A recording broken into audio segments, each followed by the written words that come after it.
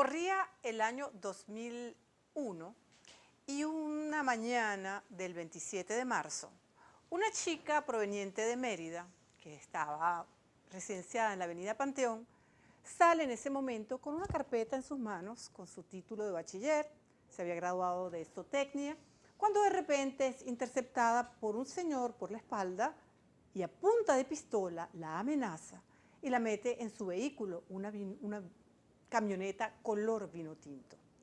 A partir de ese momento y durante casi 4 meses, esta persona es sometida a las peores vejaciones, es violada incontables veces y sometida a una cantidad de actos que ameritan realmente, después de haber leído este libro, una cadena perpetua. Hoy quiero hablarles acerca de Tortura, Esclavitud Sexual e Impunidad, una obra que acabo de leer y me ha conmovido profundamente. Su autora es Luisa Kieslinger. Ella es internacionalista con un magíster en comunicación social, defensora de los derechos femeninos. Y bueno, esta introducción es para presentar a una invitada a quien hace tiempo sigo su trayectoria y la admiro muchísimo. Ella es Linda Loaiza León. Bienvenida a Kikosis, Linda. Hola, buenas tardes, Ángela. Gracias. Bueno, muy contenta de estar aquí y sobre todo después que han pasado ya tantos años de ese secuestro, de esa violación de tu libertad y que fuiste sometida a tantas vejaciones por parte de este individuo, Carrera Almoina. ¿Cómo te sientes tú? ¿Has podido superar el dolor, el sufrimiento, la frustración, quizás hasta un trauma? Bueno, han pasado ya 20 años en los cuales me he mantenido de pie ante terapeutas y además he emprendido luchas tanto en recuperación física, psicológica, las luchas también que he emprendido ante el sistema de justicia, tanto nacional como internacional, y bueno, también una lucha en desarrollarme como persona, como profesional. Por supuesto que ha sido muy difícil. Tengo un diagnóstico de estrés postraumático y una sobreviviente de delitos o crímenes no puede recuperarse. Hoy es mi experiencia, creo que este dolor o este sufrimiento se lleva hasta la tumba, solo que se aprende a vivir con él. Fíjate bien, en este libro que acá les presento, me parece además un testimonio desgarrador, porque cuando escuchamos hablar acerca de la violación de los derechos humanos, el maltrato femenino, que aparentemente con esta pandemia hemos visto que se ha recrudecido, no solamente en Venezuela, sino que hay estadísticas a nivel mundial, porque bueno, la gente se queda en casa y hay como más exposición a estar viviendo bajo el mismo techo. Lo que me llama poderosamente la atención es que vivimos y padecimos contigo, y es lo que la autora, aquí Luisa Kieslinger, logró transmitir, porque digamos que la narrativa está contada desde ese momento, cuando hice la introducción, que fuiste suprimida de tu libertad, hasta el final con tu libertad, y luego a posteriori, que lo iremos hablando a lo largo del programa, de cómo fue digamos, tu reacción y cómo lograste desde un punto de vista profesional poder sanar, entre comillas, ¿no? Este libro, cabe destacar que es de la editorial de Sergio Dávar, es un libro que ya está a disposición del público, y lo interesante del libro es eso, es que uno escucha estadísticas, pero siempre te son ajenas. Ahora aquí, y te tenemos de testigo en primera persona para que hables acerca de tu caso. ¿Podrías darnos un resumen qué fue lo que pasó esos primeros días, ese momento tortuoso? ¿Podrías?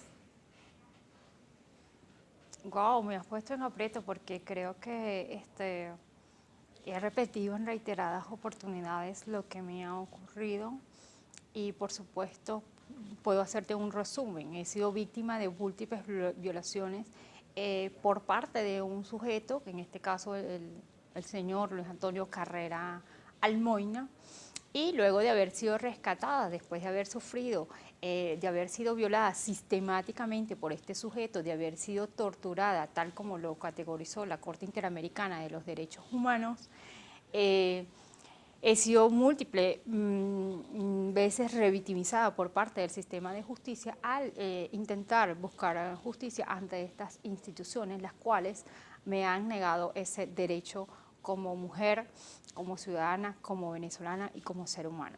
Fíjate que del momento en que surgió esta situación tuya, a posteriori fuiste salvada, gracias a Dios, porque tuviste la fuerza suficiente para poder clamar que te liberaran, que te sacaran de ese apartamento donde te tenían. Fue la única oportunidad que tuve de no estar amarrada por parte de este sujeto y pude pedir auxilio. Es allí donde las autoridades, luego de que los vecinos llamaran a las autoridades, que en este caso la policía de Chacao, acudieron al lugar y fui rescatada. Eso es realmente, no es que la policía acudió porque estaba, no. Fue la única oportunidad que tuve para pedir auxilio y sí, por supuesto, ya mi cuerpo no daba para más. Todavía no logro precisar de dónde pude sacar tantas fuerzas para poder arrastrarme y llegar al ventanal y pedir auxilio.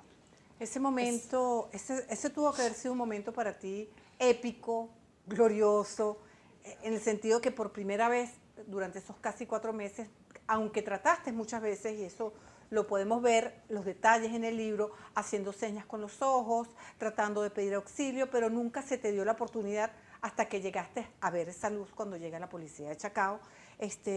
¿Cómo fueron esas primeras horas a posteriori de esa libertad? Han sido bastante revictimizadoras, traumáticas, porque debí recibir la atención tanto médica como institucionalmente y no fue así. En Doble Crimen se relata, se narra todos los acontecimientos de los cuales el sistema de justicia venezolano me ha reiterado desde ese momento, o mejor dicho, desde el momento en que mi hermana acude en reiteradas oportunidades a poner la denuncia y no es recibida correctamente. Por supuesto que ya eso era una alerta para cualquier institución, para cualquier persona, para cualquier estado, en saber que hay una persona que está en peligro y es allí donde esa es la primera, lo que llamamos mecanismo de protección que debe el Estado cumplir para sus ciudadanos y no se cumplió. Pero has sido muy valiente porque después de haber pasado esos meses, poder sobreponerte en el sentido no solamente como te veo ahora, físicamente restablecida, con este ánimo cuando te llamamos para la entrevista, sino que además te has convertido en una suerte de heroína, de puntera para los derechos de la mujer vis a vis la violación de su integridad física y mental. Y tengo entendido también que muchas personas acuden a ti para felicitarte y decirte, wow, qué valiente eres. ¿Cómo te sientes cuando te dicen eso?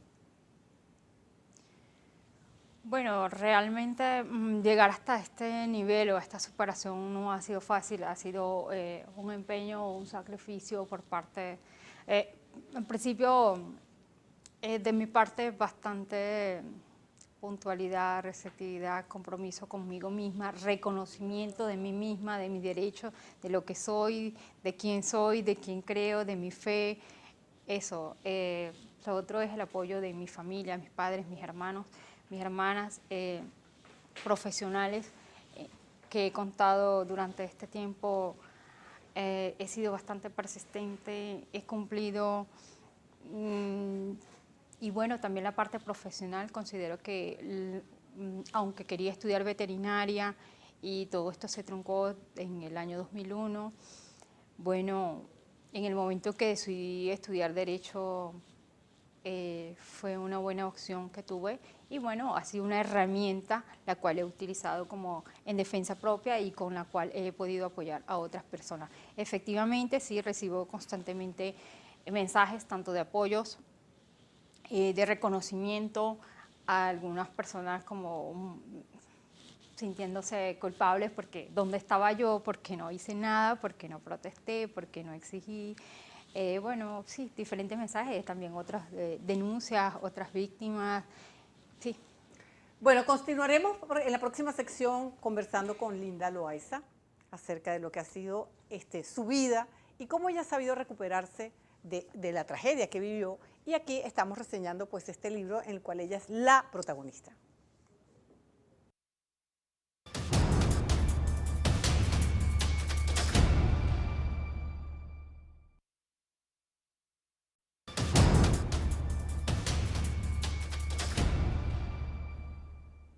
En el libro Doble Crimen, que está en este momento en todas las mejores librerías del país, cuando leemos el testimonio que le realiza la comunicadora, la internacionalista Luisa Kieslinger a Linda Loaiza, llegamos a una parte del libro cuando ya Linda está liberada, ya es una mujer hecha y derecha y sale. Ella comienza con una pugnacidad y una lucha por reivindicarse ella ante la justicia, porque este hecho que aconteció, ella se sintió como tan desolada, con tan poca reciprocidad por parte de la justicia venezolana que no recibió, que ella de motu propio va a visitar algunas de las otras víctimas antes que ella, que este señor Luis Antonio Carrera Almoina, pues también las tuvo sometidas. Y por lo general, en este caso, en el libro, comenta ella acerca de un par de señoras, de muchachas, que viven en San Felipe. Y sin embargo, yo quisiera saber, Linda, cuando tú las visitaste, ¿qué pasó? ¿Por qué ellas no se manifestaron como tú de querer reivindicar la justicia para ellas? Considero que, bueno, ya ellas habían como realizado en este sentido sus vidas, tenían sus familias, tenían hijos, ya habían como establecido, quizás ya habían pasado la página, tenían temor, por supuesto, y sí hubo una petición de parte de ellas que no acudiera más a estas instituciones, que ya no hiciera justicia, que no iba a lograr nada, porque este señor, bueno, era como un todopoderoso, pues una vaca sagrada, algo así. Bueno, yo decidí no insistir y nada, avanzar con lo que tenía. El cuadro de estas señoras con las que tú hablaste, que fueron también víctimas de Luis Antonio Carrera Almoina, presentaba un cuadro similar al tuyo. ¿Eran el tipo mismo de...? ¿A qué te refieres cuando dice cuadro? O sea, me refiero... Fisionomía, personas. Sí. Bueno, que sí. Las quemadas de cigarrillos, las cosas que hizo en la oreja, fisiológicamente éramos similares, tenemos ciertos parecidos. Y con respecto a formas de tortura, formas de violación, heridas, cicatrices, sí. Similares.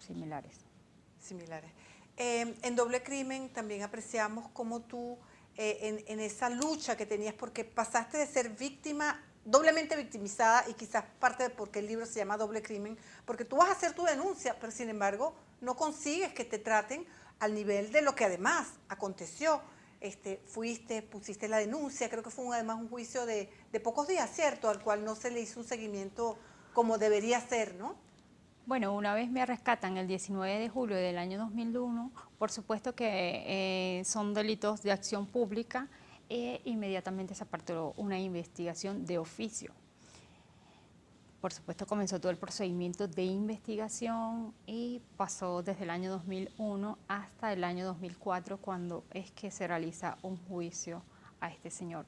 Luego de yo haber exigido que se realizara el mismo, luego de realizar 13 días de huelga de hambre frente a las puertas del Tribunal Supremo. 13 días, ¿no? Sí.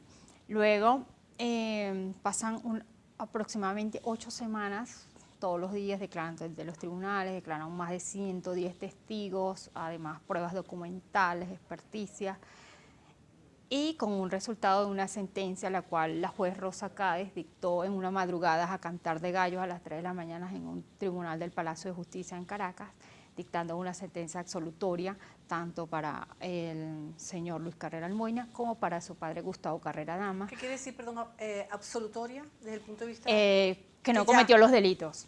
Que no los cometió, ok. Ok, esa fue la sentencia que dictó, tanto para él, Luis Antonio Carrera Almoina, como para su padre Gustavo Carrera Damas y su novia Leida Reina Torres. aunque habían pruebas de que ellos habían facilitado y permitido la fuga, el peculado de uso del vehículo de la Universidad Nacional Abierta, permitiendo y facilitando que este señor pues obstruyera la justicia. Cuando la sentencia fue absolutoria, junto a mi abogado y la Fiscalía del Ministerio Público en aquella oportunidad, pudimos apelar conjuntamente o separadamente, porque la Fiscalía acusaba unos delitos y por supuesto yo era, además de víctima, era parte querellante y también acusaba unos delitos. Apelamos esta sentencia absolutoria, una corte de apelaciones anula esta decisión y ordenan que el señor sea nuevamente retenido y ordena un nuevo juicio. Es allí que inicia un juicio, un segundo juicio en el año 2006 y dictan una sentencia posterior a toda la declaración de los testigos, una sentencia condenatoria a este señor Luis Antonio Carrera Almoina por 6 años y 1 mes. Es decir, esta sentencia lo beneficia a él porque faltando unas horas para dictar la misma, el juez Elías Reinaldo Álvarez hace un cambio de calificativo de la pena y lo condena solo por lesiones gravísimas y privación ilegítima de libertad, absolviendo los delitos de homicidio calificado en grave frustración, violación y tortura. Posteriormente apelo a esa sentencia, niegan, acudo al recurso de casación ante el Tribunal Supremo de Justicia, la niegan, era el último recurso que tenía en las instancias nacionales. Es allí cuando acudo en el año 2008 ante la Comisión Interamericana de Derechos Humanos demandando al Estado venezolano. Esto que acabas de decir, lo último, demandando al Estado venezolano, causó muchísima conmoción. Y tengo entendido, porque así lo testimonia este libro que escribe Luisa Kissinger, que además, de alguna manera, no solamente tú, tu familia se vio amenazada, acorralada. Sí, durante todo el procedimiento, tanto nacional como internacional, vivimos diferentes tipos de amenazas, diferentes personas de la familia, de diferentes formas. Y bueno, fue una travesía bastante cuesta arriba y cuando ejercimos el recurso internacional, por supuesto, se afianzó mucho más. Hubo una frase que casi como que me marcó para toda la vida, que era que si yo ejercía el recurso internacional, mi familia iba a ser exterminada. Entonces, ¡Wow! ¡Qué fuerte! Entonces eso para mí fue muy, muy fuerte, pero había 2 opciones. O te quedas con una amenaza o adelantas y está aquí. Pues si me quedo callada no hubiera hoy historia, no hubiera doble crimen, este libro, o sea, no hubiera podido alzar la voz en favor de muchos. Fíjate que también pudimos leer en el libro que una cosa que a mí me impactó cuando Luis Antonio Carrera Almoina, él llega un día con unos clasificados del Universal y te lo muestra, incluso te lo batuquea y te dice, fíjate, aquí tú te estás ofreciendo junto con tu hermana como una prostituta. Un día no, fueron varias, fueron reiteradas veces. Claro, porque también se ve que es un señor de nivel, señora, bueno, no sé ni siquiera calificarlo de señor, porque además proviene de una familia muy respetada académicamente, además de altas charreteras. Estamos hablando de Gustavo Carrera Damas, el rector nada más y nada menos que de la Universidad Nacional Abierta, cuya esposa también fue una persona que también fue una académica, su hermano un famoso historiador, y así sucesivamente, pues una familia, entre comillas, pues de mucho prestigio, sobre todo en la cuarta. Y que estas cosas hayan sucedido, digamos, antes de tú interpelar a la Corte recuérdame. La Comisión Interamericana de Derechos Humanos, me asombra muchísimo porque vemos como una mujer desvalida prácticamente se encuentra ante no solamente un sistema de justicia que no la apoya, sino que además hubo todo digamos, tráfico de influencias. Por supuesto que este nivel de intelectuales, de escritores o esa corruptela, esa red de cómplices, de alguna manera facilitaron y permitieron la impunidad. Es allí y esos son los elementos. Claro, Linda. Que Como acudo- tenemos que ir a un corte, y perdona que te interrumpí, vamos a seguir hablando acerca de esta red de corruptela y este tráfico de influencias que nunca debió de haber pasado. Ya venimos.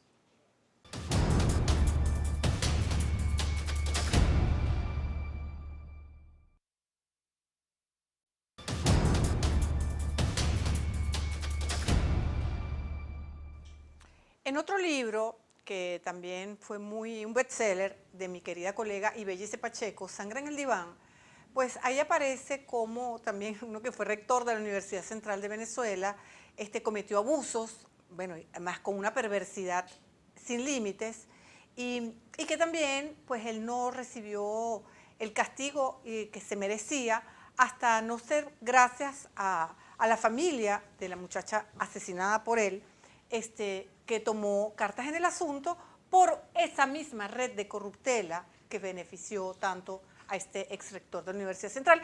Y un caso similar pasó con el caso de Linda Loaiza, que la tenemos aquí presente hoy. Me encanta, tengo una enorme dicha de tenerte acá en Kikosis y me gustaría que me hablaras de esa componente y cómo esta familia tejió y urdió tras la sombra para acallar tu caso en los medios de comunicación. Fíjate que era como el carnet de presentación o de validación, de absolución, porque durante todos estos casi 4 meses que estuve privada de mi libertad, siempre escuché de parte del agresor: soy el hijo del rector de la Universidad Nacional. Era su carnet de presentación, eso le validaba. Y siempre me reiteraba que no iba a pasar nada. Él sabía cuando mi hermana acudía a denunciar, sabía que las veces que acudía ella allí, como sabía él, a él le informaban todo. Claro. Me amenazaba con que él jamás iba a estar en la cárcel, que él no iba a pagar, que él tenía influencias, que él conocía al fiscal, que él conocía al otro.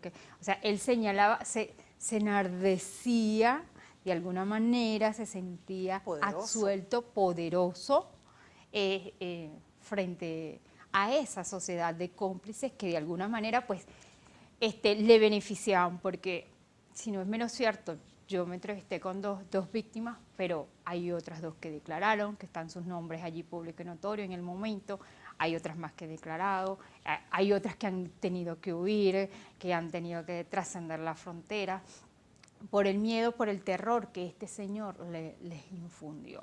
Y es allí donde él ya tenía su nivel de cómo realizar las cosas, los delitos y cómo este sistema garantizar que él no estuviera preso, que no pagara por los delitos que cometía. Mencioné a las 2 personas que fuiste un poco también, que fueron víctimas como tú, pero algo también leí en el libro Doble Crimen, que algo que habían tirado a unas mujeres en el Guaire, o sea, él llegó a asesinar, a matar. Eso tendría que decirlo él, y por supuesto las autoridades son las encargadas de investigar, que no lo han hecho, y allí le facilitan y permite el Estado que estos delitos se sigan cometiendo contra las mujeres. Si bien es cierto, yo he facilitado toda la información con mi testimonio en reiteradas oportunidades, he señalado lo único que este sistema no valoró, no dirigió la investigación hacia mi testimonio, al testimonio que yo brindé, no acudió a buscar a las otras víctimas, no buscó las evidencias que condenaran a este señor. No, el sistema se dedicó, fue a criminalizarme, a revictimizarme, a no garantizar justicia y a facilitar que este señor, garantizarle la impunidad por estos delitos y por todos los que ha cometido. Efectivamente, el señor me amenazaba con que él golpeaba a otras mujeres, las torturaba y las dejaba tiradas en las autopistas. Eso me lo decía él a mí. Fíjate que, por ejemplo, él se casó con una muchacha mucho más joven, con la cual, así lo narra en Doble Crimen, con la cual duró pocos meses casados y aparentemente también ella fue víctima, como todas ustedes, como lo que te ocurrió durante esa terrible etapa de cautiverio, pero la muchacha no vive aquí. Ella creo que está en Portugal y ella tampoco ha rendido testimonios acerca de lo que ha pasado, porque lo que sucede muchas veces con estos casos como el tuyo es que la gente, fíjate tú, tiene vergüenza de que esto suceda. Tú me podrías hablar de ese síndrome, de sentir vergüenza. ¿Por qué ellas sienten vergüenza?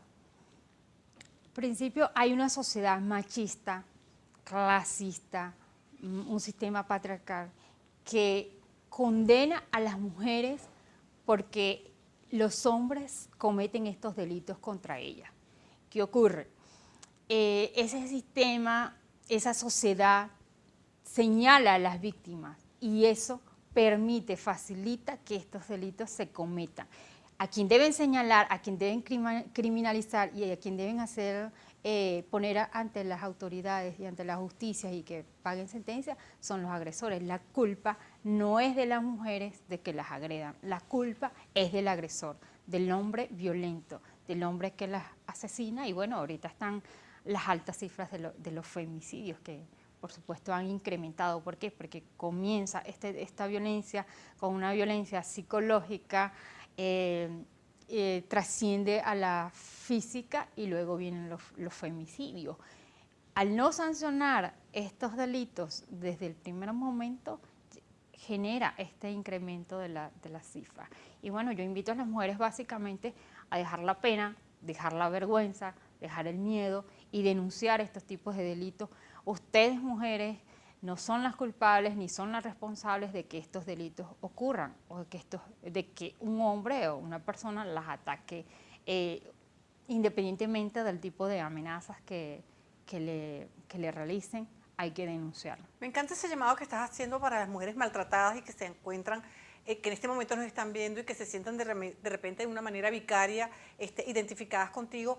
¿Qué le dirías tú? ¿Cómo yo puedo hacer esa denuncia? ¿Cómo yo puedo seguir en una batalla como la que tú hiciste? Existen diferentes personalidades, hay diferentes casos. La capacidad o el temor, el dolor de las víctimas es totalmente diferente. Sería irresponsable de mi parte decirles, háganlo como yo lo hice, no. Pero sí hay formas, hay formas de acudir a las instituciones. Lo que Por ejemplo, les sugiero es buscar ayuda, en principio denunciar. Okay. Acudir a organizaciones o instituciones que le den apoyo. La parte psicológica es muy importante y por supuesto la asesoría legal, que vaya de la mano lo uno con lo otro. Por supuesto, ser perseverante en el tema de la denuncia. Las instituciones muchas veces no dan las respuestas que uno desea y el ejemplo está acá en el libro Doble Crimen, pero peor es quedarse callada, prendida, maltratada, porque esta persona lo va a seguir haciendo, lo continuará, así como lo hizo con cualquier persona, puede seguir repitiendo los delitos. Aquí seguiremos con Linda Loaiza y los invitamos a que continúen acá viéndonos en Kikosis.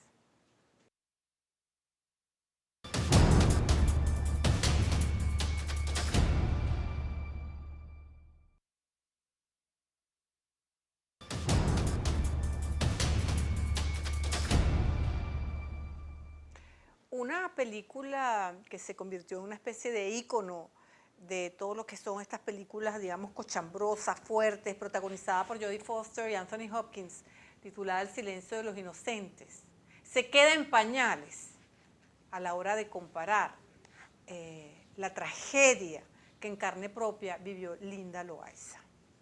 Linda, después de haber permanecido en cautiverio durante 4 meses, llevó una épica carrera contra el sistema de justicia venezolano para poder reivindicar sus derechos y tuvo que apelar a la Corte Interamericana de Derechos Humanos, ¿cierto? La Comisión Internacional de Derechos Humanos. En principio. ¿Cómo fue ese momento que tú dijiste, basta, tengo que acudir a una instancia superior? Fíjate que desde el año 2001, desde el momento que estoy en el hospital, los diferentes atropellos, las amenazas que recibía, ya ahí el abogado que tenía me dice, aquí hay violaciones de derechos humanos, este caso apunta al sistema interamericano. Y bueno, durante el proceso, los retardos procesales, las inhibiciones, no recibimos respuesta. Ya los elementos, cuando ya esto finaliza en el año 2007, estaban todos los elementos allí. Yo lo que me dediqué fue a documentar, documenté muy bien todo, respaldé todo y cuando llegó ese momento, acudimos a la Comisión Interamericana de Derechos Humanos en el año 2008, demandamos al Estado venezolano por las violaciones a los derechos humanos y bueno, en el año 2010 es admitida esta demanda. En el año 2015 voy a rendir testimonio ante la Comisión Interamericana exigiendo o solicitando que fuera de alguna manera remitido el caso a la Corte Interamericana. Y bueno, efectivamente el caso fue remitido a la Corte Interamericana y en el año 2018 la Corte Interamericana me cita a brindar el testimonio. Voy en el mes de febrero, rindo el testimonio ante la Corte Interamericana de Derechos Humanos y ya para el mes de noviembre la Corte Interamericana emite una sentencia condenatoria contra el Estado venezolano. ¿En qué incidió? ¿En qué ha incidido? ¿En qué incidió? O sea, ¿en qué paró la historia? Bueno, tenemos una sentencia del Sistema Interamericano de Derechos Humanos, la primera sentencia por violencia de género contra el Estado venezolano, además es la primera sentencia del Sistema Interamericano en sancionar un Estado por los delitos cometidos por un particular. Y además la Corte Interamericana categorizó que los delitos que se cometieron fue, además de las violaciones a los derechos humanos, la integridad personal, toda esta parte de derechos humanos, categorizó que los delitos que se cometieron en mi contra fueron el delito de tortura y esclavitud sexual. Si bien es cierto, no hemos tenido una respuesta por parte del Estado venezolano en el cumplimiento de esta sentencia de la Corte Interamericana, no es menos cierto que he logrado desnudar que efectivamente hay un sistema en Venezuela donde no garantiza los derechos de las mujeres. He logrado evidenciar esa corruptela de la cual hablamos anteriormente. He logrado desnudar la sociedad de cómplices que permite y facilita de alguna manera que estos delitos se sigan cometiendo contra las mujeres. Esa resolución implica de alguna manera también, ¿no hay un ítem que implique resarcir los daños causados? Por ejemplo, desde el punto de vista económico, dándote una beca de estudio o no sé, de alguna otra manera. En la parte de justicia internacional, por supuesto, está lo que es la verdad, la justicia, la reparación y la no repetición. La intención de acudir a este sistema, al sistema interamericano, es que los delitos, los crímenes que se cometieron en mi contra no se repitan jamás. Y es allí mi interés para que esta sentencia del sistema interamericano, de la Corte Interamericana específicamente, sea cumplida por parte del Estado. De mi parte y mis familiares, mientras el Estado venezolano no cumpla íntegramente esta sentencia, mi caso continuará en impunidad. No habrá justicia hasta que el Estado no cumpla totalmente esta sentencia de la Corte Interamericana. Cuando comenzaba el programa hablaba que te habías graduado de bachiller en zootecnia, sin embargo, todo este hecho que te marcó y te ha dividido la vida en dos, te hizo estudiar leyes. ¿Cuál ha sido tu especialidad en Derecho? Soy especialista en Derecho Internacional de los Derechos Humanos. Estupendo. ¿Y hoy por hoy trabajas en eso? Sí, me dedico a las asesorías particulares. Y de estas mujeres que hemos hablado con casos similares al tuyo y de las otras víctimas de Luis Antonio Carrera Almoina, ¿tienes casos hoy por hoy que estás tratando? Puedo orientarlas, puedo guiarlas, puedo sugerirlas, pero por salud mental y por salud mental no las represento ante ningún tribunal ni acudo a ellas. Puedo guiarlas, puedo asesorarlas, puedo orientarlas, puedo acompañarlas, pero no me involucro ante las instituciones con ellas. ¿Has sabido de otros casos similares al tuyo?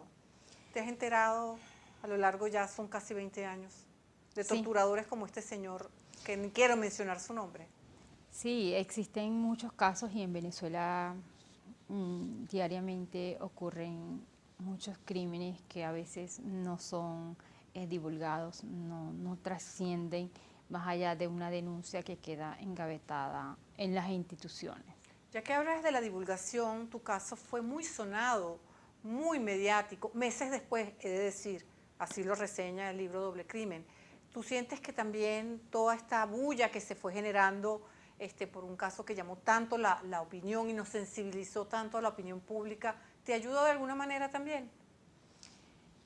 En parte sí, en parte no, porque bueno, la sociedad también me juzgó, también me criminalizó, también me Wow. señaló, pero, y bueno, muchas veces apoyaron pues, este criminal y no reconoció que efectivamente se habían cometido delitos, aún sabiendo que este señor andaba libremente y que cometía estos delitos y que antes lo había cometido. Pero bueno, nada, por supuesto, que mi caso haya sido público y que haya tenido el valor y la fortaleza de mantenerlo públicamente durante estos 20 años, eso indica una gran fortaleza de parte y una fortaleza para el caso y en mi lucha en favor de los derechos de las mujeres. Disciplina, foco y dignidad. Hasta ahora vemos esos rasgos notables en el caso de Linda Loaiza y seguiremos comentando en el próximo segmento acerca del libro Doble Crimen y lo que ha sido su experiencia a lo largo de estos años.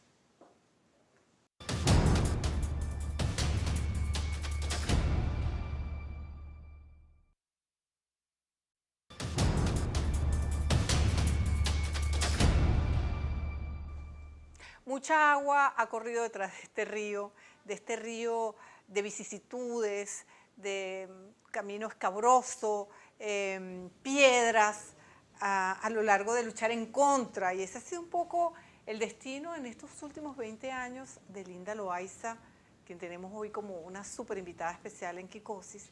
Y después de haber hablado de toda esta parte, digamos, oscura, fuerte, terrible, que ha sido su vida, ¿qué tal si hablamos de la Linda de hoy, de sus aspiraciones, de sus ilusiones, de sus esperanzas, de sus amores quizás? ¿Cómo te sientes?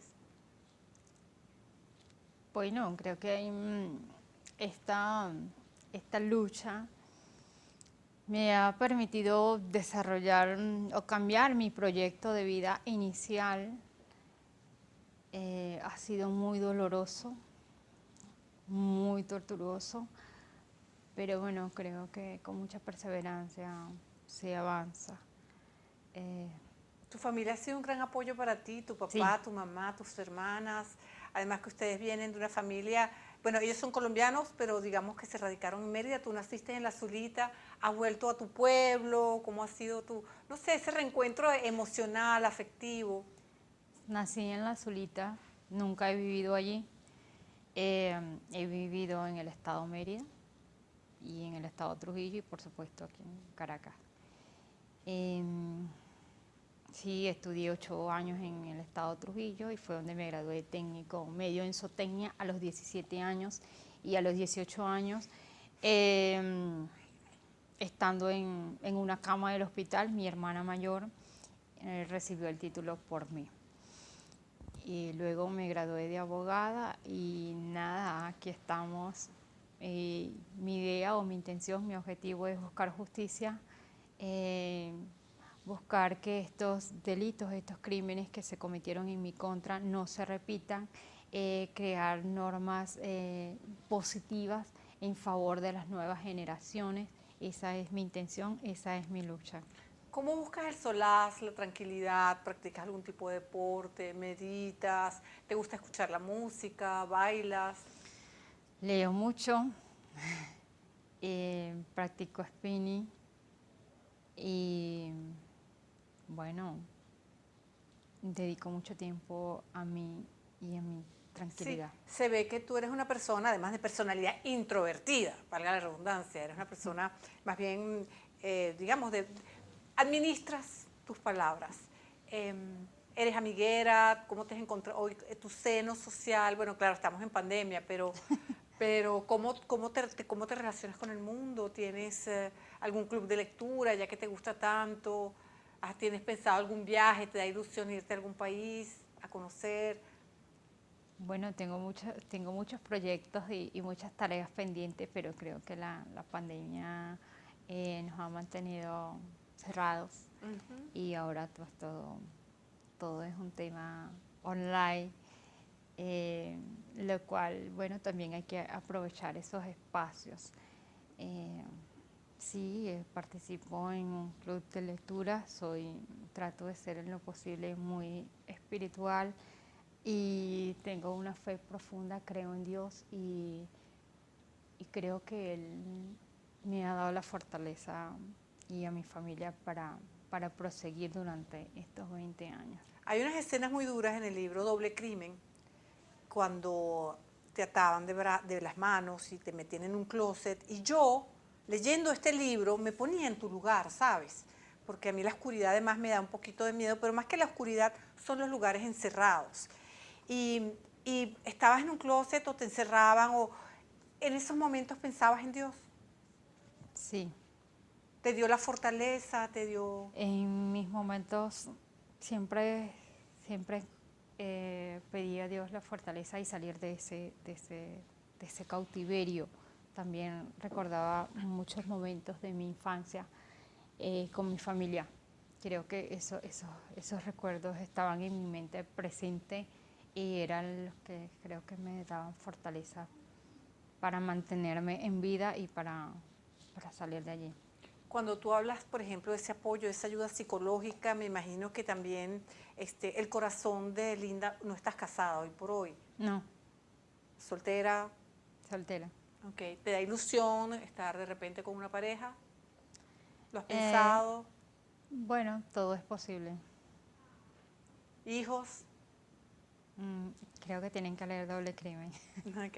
Este es mi Em, hijo. claro, cuéntame algo. Fuiste a Washington, recuerdo Sí. que llegaste allá también para bueno, con esto de la reivindicación de tus derechos. Cómo te trataron en Washington? Bueno, si te refieres al sistema, en Sí, comparación con el sistema de exactamente. justicia acá, los extremos. Considero que fui escuchada de una forma respetuosa, atenta, de unos jueces, un jurado imparcial, eso lo considero. La atención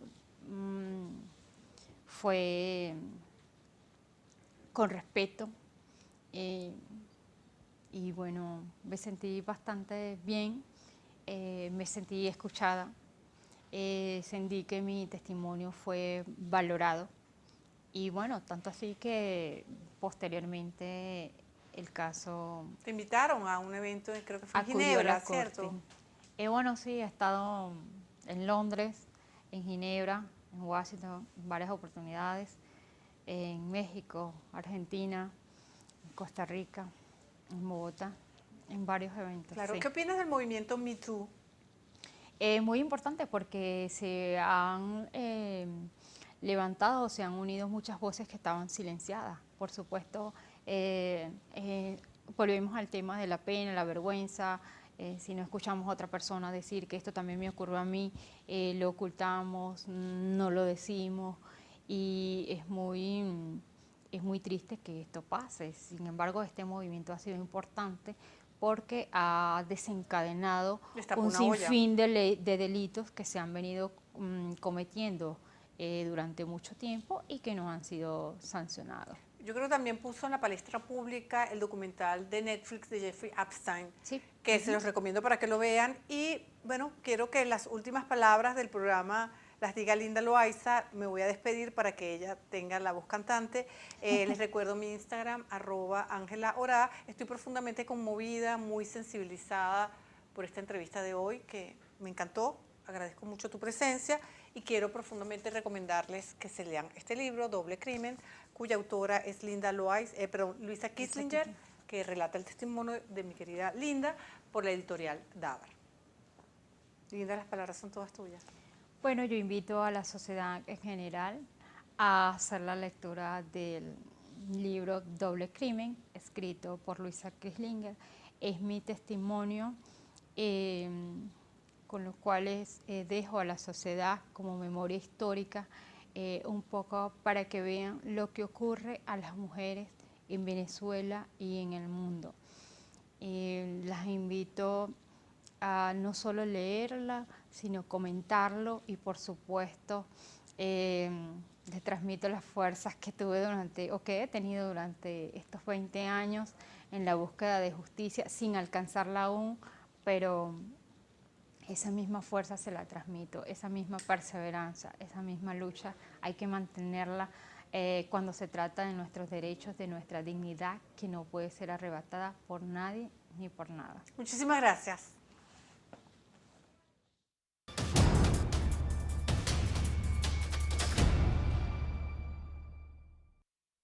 Hay promo.